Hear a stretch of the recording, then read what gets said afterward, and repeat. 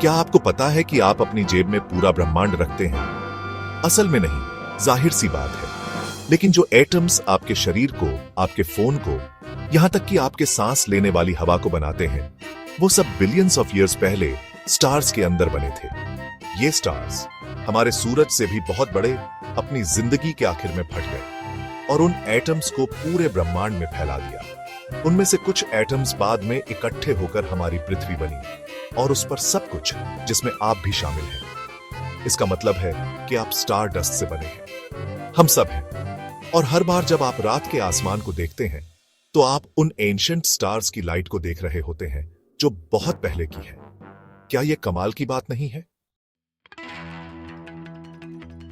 अब चलिए उस दुनिया में जूम इन करते हैं जो देखने के लिए बहुत छोटी है। क्या आपको पता है कि हमारे आसपास सब कुछ कॉन्स्टेंटली मूविंग है, even if we can't see it. Table और कुर्सियां जैसी सॉलिड चीजें भी एटम्स नाम के टाइनी पार्टिकल्स से बनी होती हैं, जो हमेशा जिगल और वाइब्रेट करते रहते हैं। ऐसा लगता है जैसे हर समय एक जायंट इनविजिबल डांस पार्टी चल रही हो। और पहाड़ों का क्या, हम उन्हें बड़ा और मजबूत समझते हैं, लेकिन असल में वो भी मूव करते हैं, बहुत बहुत स्लोली। पृथ्वी की सरफेस जायंट प्लेट्स से बनी है जो एक दूसरे के अगेंस्ट पुश और पुल करती है। इस मूवमेंट से ही अर्थक्वेक्स और वॉल्केनोज आते हैं और मिलियंस ऑफ ईयर्स में ऐसे ही पहाड़ बनते हैं। ऐसा लगता है जैसे पृथ्वी हमेशा शिफ्ट और ब्रीथ कर रही हो।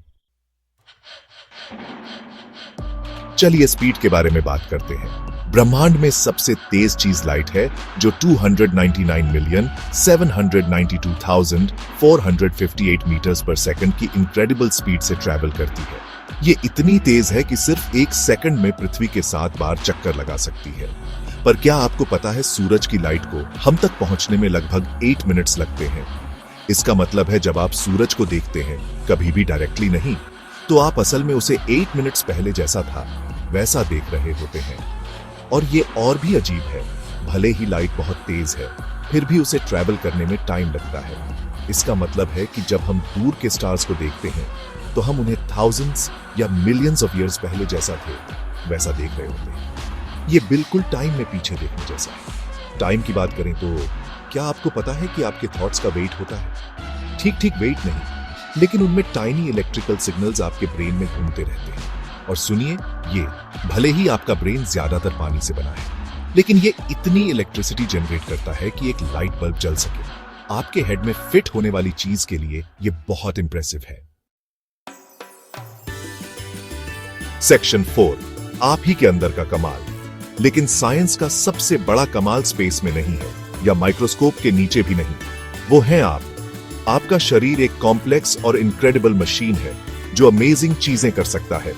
उन सब चीजों के बारे में सोचो जो आपका शरीर ऑटोमेटिकली करता है, बिना आपके सोचे भी। सांस लेना, खाना पचाना, कट्स को हील करना, जर्म्स से लड़ना। यह ऐसा है जैसे आपके अंदर टाइनी साइंटिस्ट्स और इंजीनियर्स की एक टीम 24/7 काम कर रही हो। और आपके हर सेल में आपका पूरा डीएनए कोड होता है, जो आपके शरीर को बिल्ड और रन करने के लिए एक जायंट इंस्ट्रक्शन मैनुअल जैसा है। ये दुनिया की सारी बुक्स से भी ज्यादा इंफॉर्मेशन है। सेक्शन 5, कभी न खत्म होने वाली कहानी। साइंस सरप्राइजेस से भरा है, और जितना ज्यादा हम ब्रह्मांड के बारे में सीखते हैं, उतना ही हमें पता चलता है कि हम कितना कुछ नहीं जानते। लेकिन यही इसे इतना एक्साइटिंग बनाता है। हर नई डिस्कवरी नए क्वेश्चंस और पॉसिबिलिटीज खोलती है। कौन जाने फ्यूचर में हम क्या क्या अमेजिंग चीजें डिस्कवर करेंगे। शायद हमें दूसरे प्लैनेट्स पर लाइफ का एविडेंस मिले, या टाइम ट्रैवल के सीक्रेट्स पता चले। पॉसिबिलिटीज एंडलेस हैं, इसलिए क्वेश्चंस पूछते रहिए, एक्सप्लोर करते रहिए और अपने आसपास की दुनिया के बारे में क्यूरियस होना कभी मत छोड़िए।